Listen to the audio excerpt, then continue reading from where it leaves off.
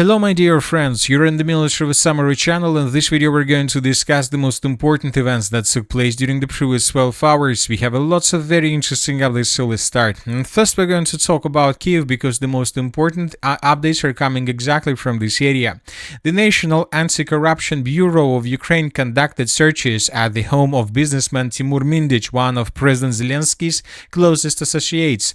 The sources are saying that investigative actions began this morning in Kyiv, but Mindich fled Ukraine to Israel hours before cops entered his apartment. So as you can see, somebody told him that something was going to happen.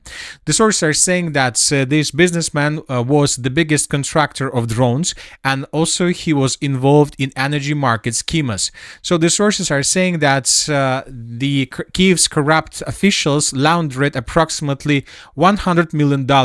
Ukrainian National Anti-Corruption Bureau of Ukraine has revealed new details in the case involving Zelensky's wallet manager Mindich. So he was a wallet of Zelensky. The New York Times stated that a new anti-corruption investigation has shaken Zelensky's grip on power. When Zelensky entered politics, he promised to root out corruption, but we can see that nothing happened. Furthermore, according to information we have corruption continued through his presidency, particularly in the energy sector.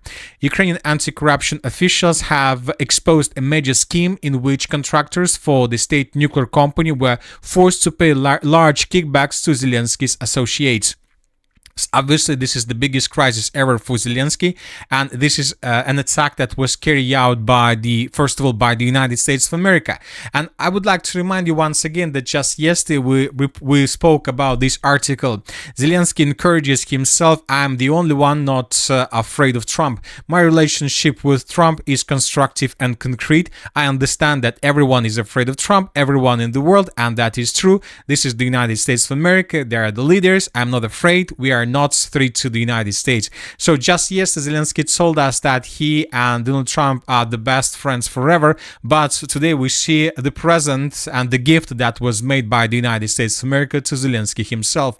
Furthermore, former Ukrainian leader Petro Poroshenko's European Solidarity faction announced in the Verkhovna Rada the launch of government resignation proceedings amid a corruption scandal involving businessman, co-owner of the Kvartal 95 studio, and ally of President Vladimir Zelensky, Timur Mindich.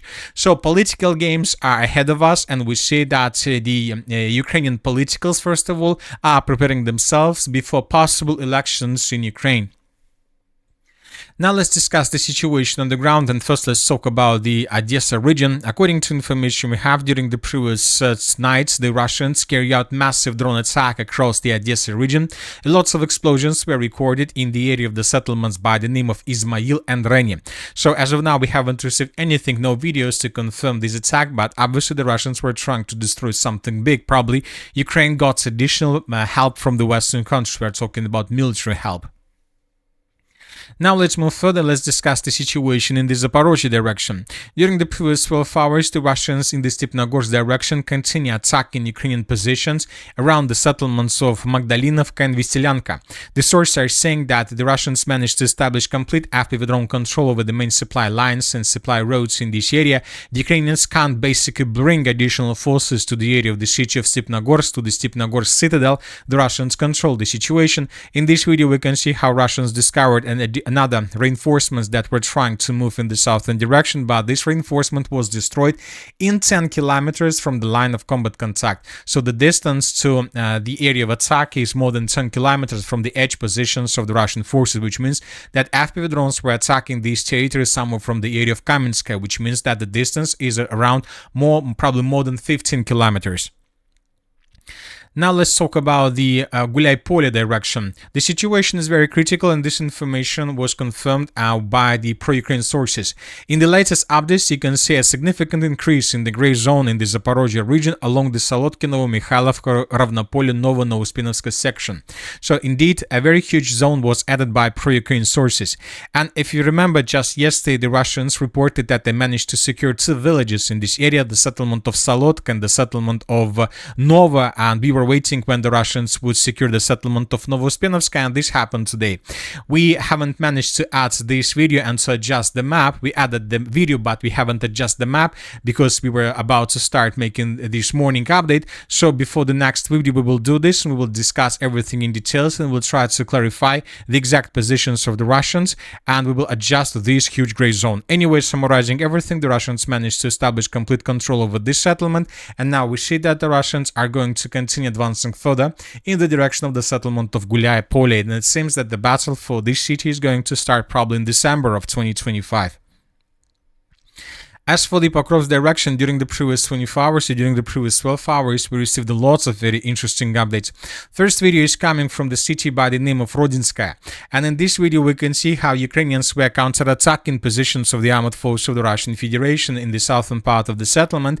Based on this video, we expanded the gray zone in this area. Telling the truth, it's very difficult to understand where are the Russian positions and where are the Ukrainian positions. So one thing is clear, that the settlement of Rodinska is one huge big gray zone. There are very heavy clashes. The Ukrainians are trying to restore control over the territory. And we understand why, because obviously the Ukrainians came to the conclusion that this is the only way how to unblock the contingent of the armed forces of Ukraine that's stuck on the territory of Mirnograd. So summarizing everything, the Ukrainians are trying to make something like this. They try to establish complete control over this territory, and this corridor will allow the Ukrainians to escape probably this cauldron and to save their lives. And this is exactly what the Ukrainians are doing. And telling the truth, based on the video of Ukrainian tank in the most southern part of Rodinska, it seems that Ukrainians are very close to achieve this, let's say, goal. At the same time, we received very interesting video from the most southern part of the city of Pokrovsk. This video was discussed by many sources, and here we can see dozens, maybe hundreds of Russians that were entering the city of Pokrovsk on vehicles, on motorcycles and so on, using different types of vehicles and trucks. You know that this video and this episode reminds me a very famous Hollywood movie. Probably something like this we might see during that film. So this is the situation, and you know that the most interesting and the funniest part in this video is that Syrskyi and Zelensky stated that in the city of Pokrovsk there are around 300 Russian soldiers. Telling the truth, just in this episode we can see 100 soldiers or something like this. Of course, this fog doesn't allow us to calculate the exact number of soldiers, but there are lots of them. So which means that just in this small sector, in this small part of the city of Pokrovsk, we can find up to 33% of the entire contingent in the city limits of Pokrovsk, according to Syrskyi and according to Zelensky. As for the Syrskyi, as for the commander-in-chief of the armed forces of Ukraine, Syrskyi, during the previous 24 hours, he made a very interesting statement. The Russian army is preparing a final maneuver in Pokrovsk to seize the entire Donetsk region, according to Ukraine Armed Forces Commander-in-Chief Syrskyi. The situation on the front lines is truly tense. The enemy is conducting a strategic offensive operation. They have amassed most of their forces, creating an advantage in their attempt to break through our defensive line and seize this area. Syrskyi stated that Russians concentrated up to 150,000 soldiers in this area, and the Russians, according to him, are going to secure the city of Pokrovsk, the city of Mirnograd, and then to move further in the northern direction with the purpose to get to the border between the Donetsk region and Kharkiv region. So this is exactly what the Russians are going to do, according to Syrskyi. This will allow the Russians to encircle the cities of Kramatorsk and Slavyansk, and probably to take these cities without battle, because from this configuration, if the Russians, of course, are able to break through the lines and to take under complete control this territory, of course, this will lead to complete collapse of these cities without any resistance from the Ukrainian side. Now let's move further and let's discuss the situation in the Liman-Siversk direction. During the previous 24 hours, small adjustments on the map were recorded, were published by pro-Ukraine sources.